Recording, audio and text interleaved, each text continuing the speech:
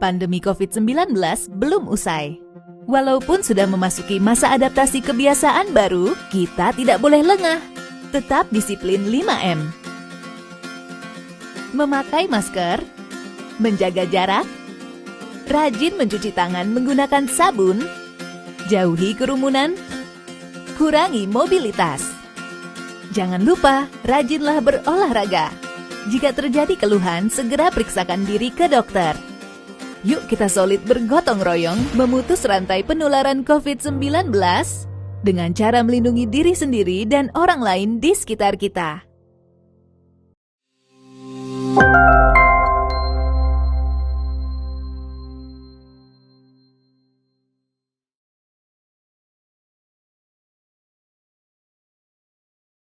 Shalom adik-adik, apa kabarnya hari ini? Pasti luar biasa ya. Kita mau beribadah lagi, kita mau sama-sama angkat pujian. Kudaki-daki. Kudaki-daki, daki-daki gunung yang tinggi. Ku turun, turun, turun, turun lembah yang dalam. Ku melintasi padang rumput hijau terbentang. Yesus besertaku. Ku terbang, terbang, terbang, terbang luar angkasa. Ku selam, selam, selam, selam dalam samudra. Ku dayung, dayung, dayung, dayung perahu di sungai. Yesus besertaku, di kanan kau ada, di kiri kau ada, di atas dan di bawah kau ada, di suka kau ada, di duka pun kau ada, karena Engkau Yesusku.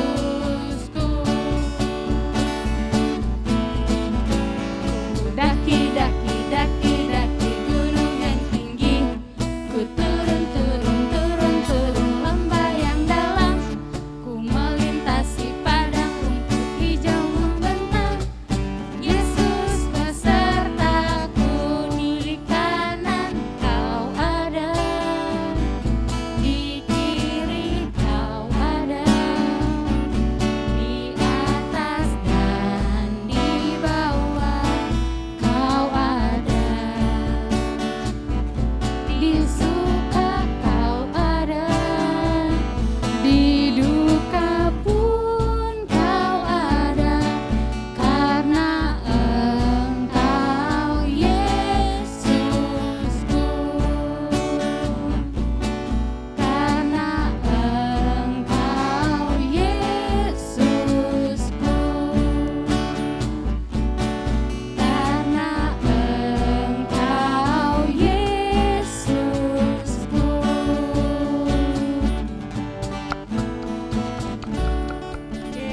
Beri tepuk tangan untuk Tuhan. Tapi kayaknya adik-adik di rumah kurang semangat nih. Yuk kita mau sama-sama berdiri yuk. Kita mau nyanyi KASIH.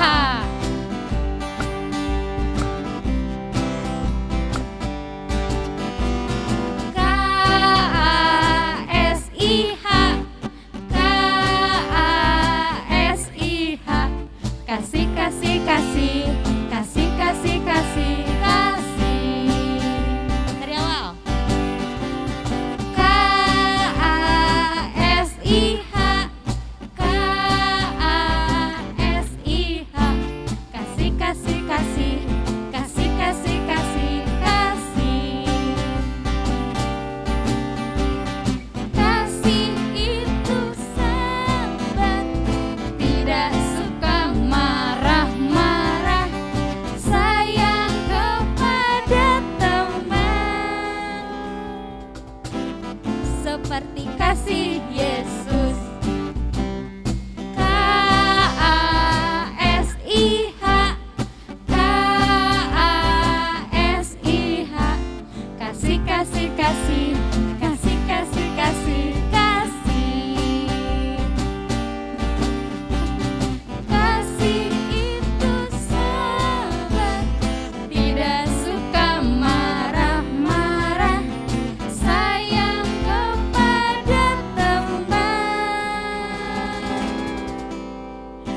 seperti kasih Yesus.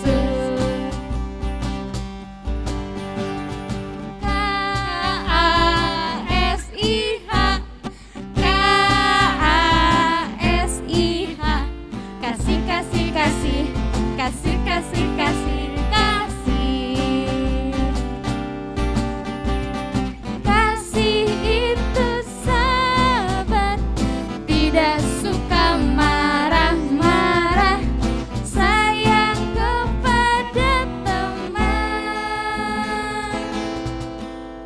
Seperti kasih Yesus, seperti kasih Yesus, seperti kasih Yesus. Oke, sekarang kita mau mendengarkan firman Tuhan. Kita mau siapin hati kita. Kita mau sungguh-sungguh buat dengar firman Tuhan. Sebelum itu kita mau angkat satu pujian.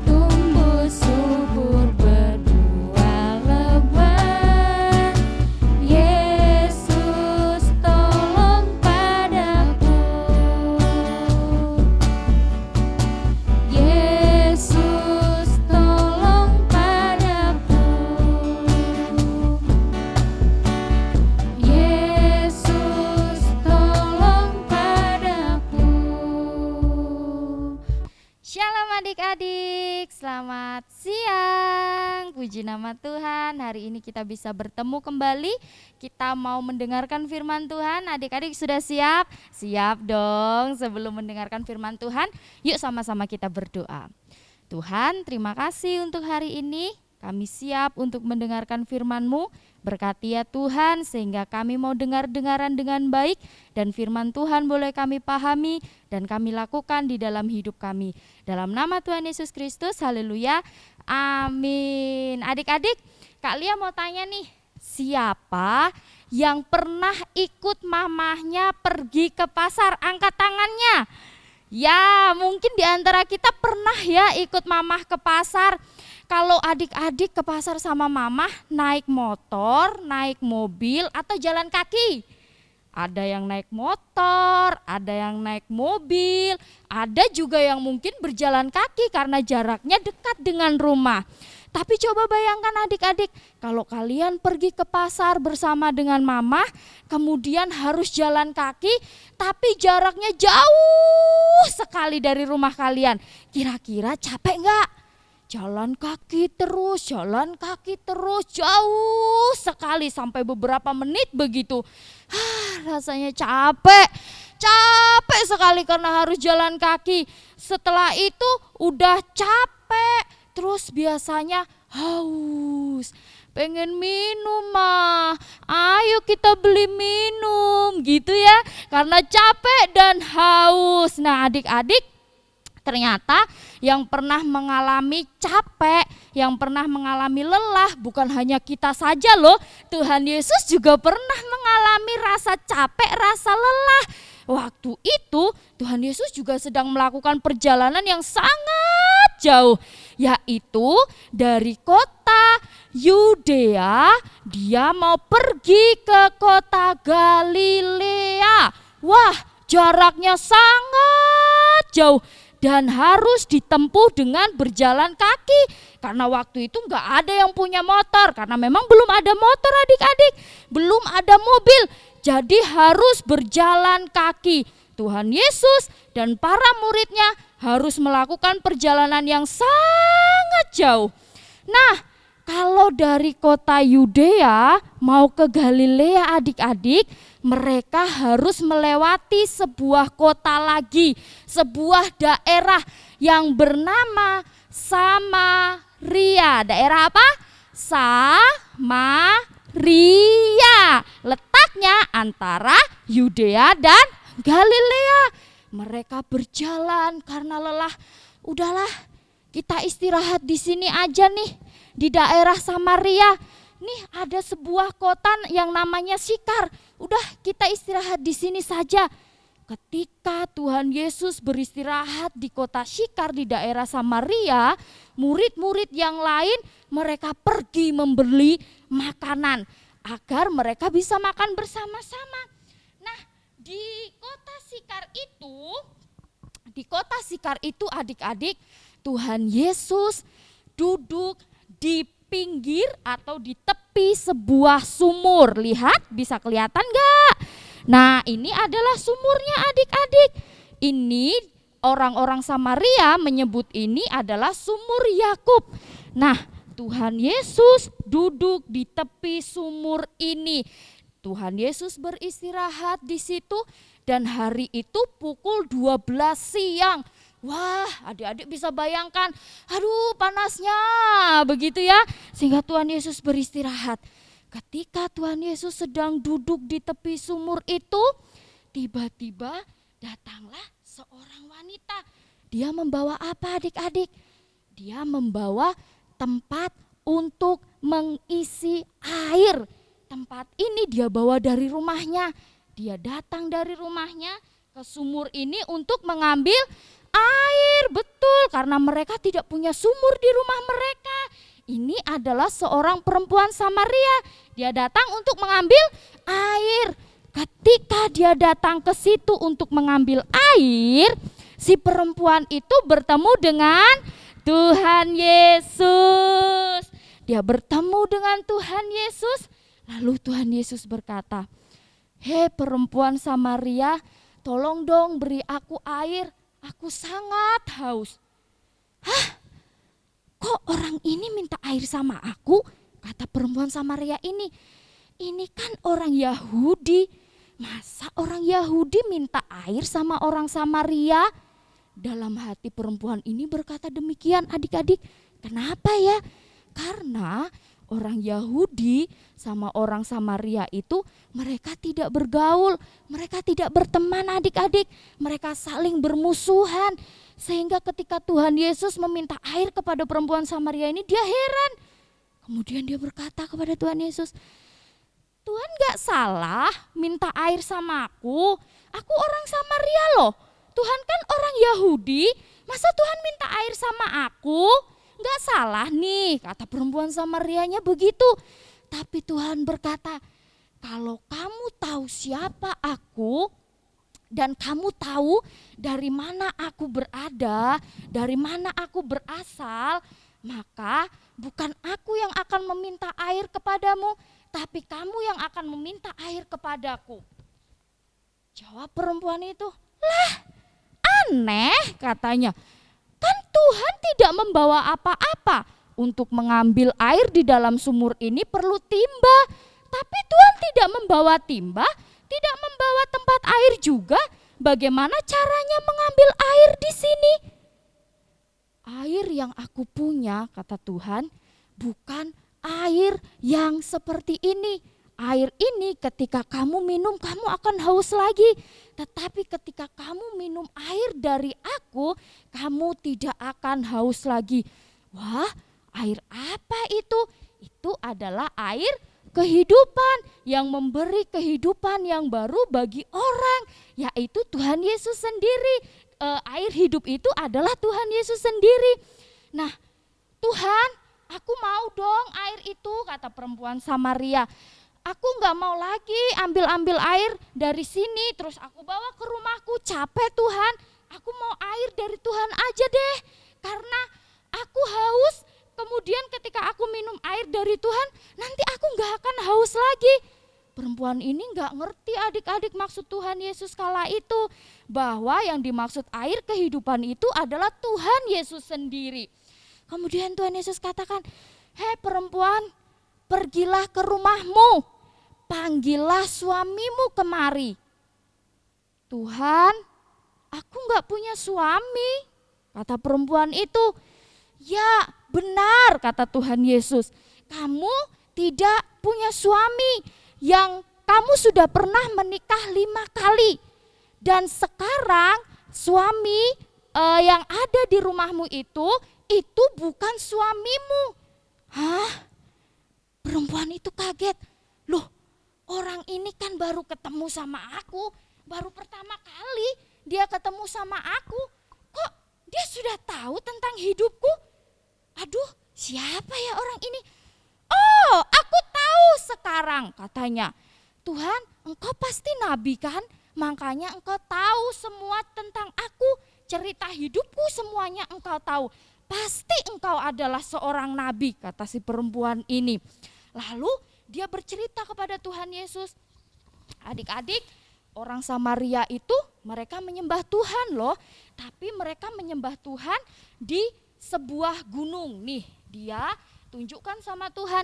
Tuhan, kami orang-orang Samaria itu menyembah Allah di gunung itu, katanya. Tuh, lihat tuh di sini nih.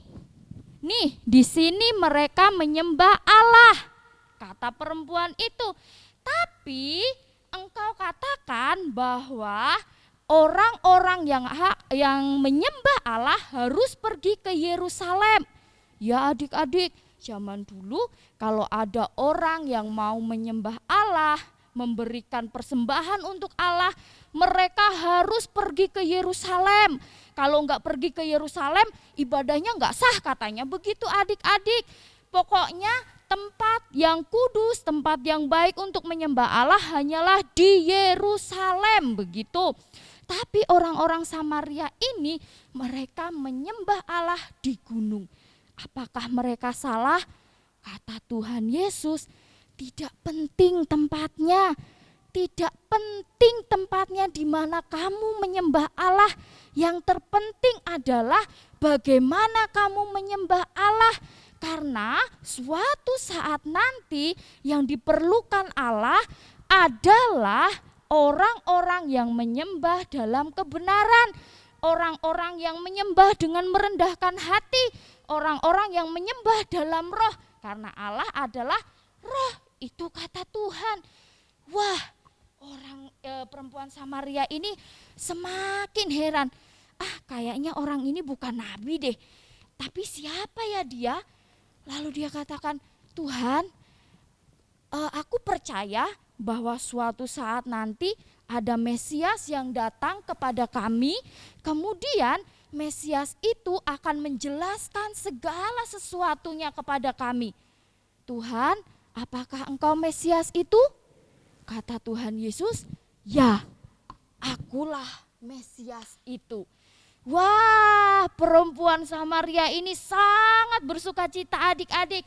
Akhirnya dia melihat seorang Mesias yang datang. Yang waktu itu dijanjikan hari ini sudah datang dan ada di depan matanya sendiri. Wah, itu satu hal yang membuat perempuan Samaria ini sangat bersuka cita. Dan dia percaya bahwa Tuhan Yesus adalah Mesias. Ayo, siapa tahu Mesias itu apa? Ayo. Mesias itu adalah juru selamat yang menyelamatkan umat manusia. Siapa yang setuju kalau Tuhan Yesus adalah Mesias? Angkat tangannya. Yang tinggi dong. Iya. Tuhan Yesus adalah Mesias, dia juru selamat umat manusia. Nah, perempuan ini percaya bahwa siapa yang ada di hadapannya itu, Tuhan Yesus yang saat itu ada di hadapannya, dia bukan seorang nabi, tetapi dia adalah Mesias, juru selamat bagi umat manusia. Ketika melihat itu, perempuan ini kemudian berlari adik-adik.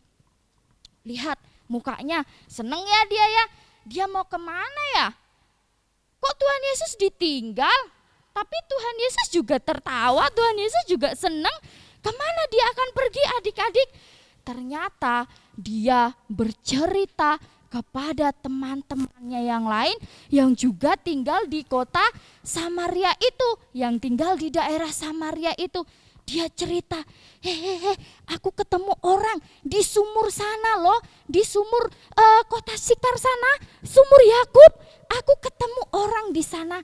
Dia tahu semuanya tentang kehidupanku, tentang apapun yang aku lakukan, dia tahu. Dia pasti Mesias. Wah, orang ini datang berbondong-bondong dan mereka melihat sendiri bahwa itu adalah Tuhan Yesus. Dan mereka percaya bahwa Tuhan Yesus adalah Mesias yang dijanjikan untuk menebus setiap manusia. Wah, hal yang luar biasa adik-adik. Nah, dari cerita ini adik-adik kita bisa belajar dari perempuan Samaria. Dia diubahkan oleh Tuhan. Yang tadinya dia tidak bisa melihat di mana Mesias, akhirnya dia bisa melihat dan dia percaya bahwa Tuhan Yesus adalah Mesias, juru selamat di dalam kehidupannya. Dia tidak bingung lagi tentang bagaimana beribadah kepada Tuhan, karena yang terpenting adalah bukan tempatnya tetapi hati kita, tetapi bagaimana kita menyembah Tuhan dengan benar, dengan merendahkan diri kita di hadapan Tuhan, menyembah Tuhan dengan sungguh-sungguh. Dia diubahkan oleh Tuhan menjadi orang yang mengenal Tuhan. Nah, adik-adik, kita juga harus seperti orang Samaria ini, seperti perempuan Samaria ini yang hidupnya diubahkan oleh Tuhan. Ingat, orang Samaria itu dimusuhi oleh orang Yahudi, tapi Tuhan Yesus datang untuk orang Samaria. Dia tidak memusuhi orang Samaria karena Tuhan Yesus mengasihi orang Samaria. Dan kasih itu akhirnya mengubahkan perempuan Samaria ini dan juga orang-orang yang tinggal di kota Samaria, yang tinggal di daerah Samaria. Nah, adik-adik, Tuhan juga mengasihi kita. Sehingga ketika Tuhan mengasihi kita, kita tahu bahwa Tuhan mengasihi kita juga harus berubah. Berubahnya gimana? Kita harus benar-benar percaya bahwa Tuhan Yesus adalah juru selamat di dalam kehidupan kita. Kita meninggalkan dosa-dosa kita yang lama, yang tadinya suka berbuat dosa, suka nakal. Hari ini harus berubah, tidak boleh nakal lagi, mengasihi orang-orang yang ada di sekitar kita, karena Tuhan Yesus juga mengasihi kita. Kita harus lebih percaya bahwa Tuhan Yesus adalah juru selamat bagi kita semua. Amin untuk firman Tuhan hari ini. Yuk kita akan baca ayat masnya yuk. Yang punya Alkitab di rumah atau HP boleh deh. Kita mau buka sama-sama di dalam Yohanes pasalnya yang keempat, ayatnya yang ke-42. Sudah dapat? Yohanes pasal 4 ayatnya yang ke-42. Yuk kita baca sama-sama yang sudah bisa baca. Yang belum bisa baca ikuti pelan-pelan gak apa-apa, oke?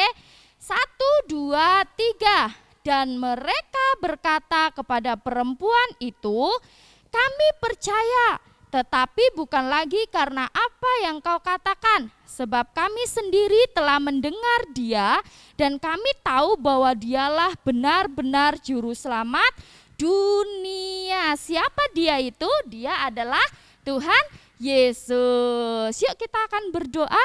Tuhan, terima kasih untuk firman-Mu hari ini. Biarlah Roh Kudus Tuhan boleh senantiasa ada di dalam kehidupan kami, mengingatkan kami tentang firman Tuhan, sehingga firman-Mu bukan kami lupakan ya Tuhan, diri kami, mengubahkan setiap kehidupan kami menjadi orang-orang yang baru. Terima kasih ya Tuhan, dalam nama Tuhan Yesus Kristus, haleluya, Amin. Sekarang adik-adik kita mau memberikan yang terbaik. Nanti adik-adik bisa memasukkan uangnya di dalam amplop, terus dititip ke orang tua agar nanti hari Minggu bisa dibawa ke dalam gereja. Oke, sekarang kita akan berdoa buat persembahan kita. Mari kita lipat tangan, tutup mata. Bapa yang baik, Tuhan terima kasih Tuhan buat berkat yang selalu Tuhan kasih sama kami. Terima kasih buat rezeki yang udah selalu Tuhan kasih sama kami. Sebentar Bapa, kami akan memberikan persembahan. Kami serahkan persembahan kami ini ke dalam tangan-Mu. Biar benar Bapa, persembahan yang kami beri ini kami berikan dengan sukacita. Kami juga berdoa Bapa buat orang-orang yang mengelolanya. Kami percaya Tuhan yang pakai mereka supaya apa yang kami berikan ini bisa menjadi manfaat bagi gereja kami, bagi orang-orang di sekitar kami. Terima kasih Bapa, hanya dalam nama Tuhan Yesus Kristus kami sudah berucap syukur. Haleluya. Amin. Amin. Adik-adik, sebelum kita menutup ibadah kita hari ini, Kalia ajak adik-adik semuanya untuk kita berdoa. Tuhan, terima kasih untuk ibadah kami saat pagi hari ini. Tuhan, berkati setiap kami agar kami semakin hari semakin dekat dengan Tuhan. Kami semakin mengasihi Tuhan di dalam hidup kami.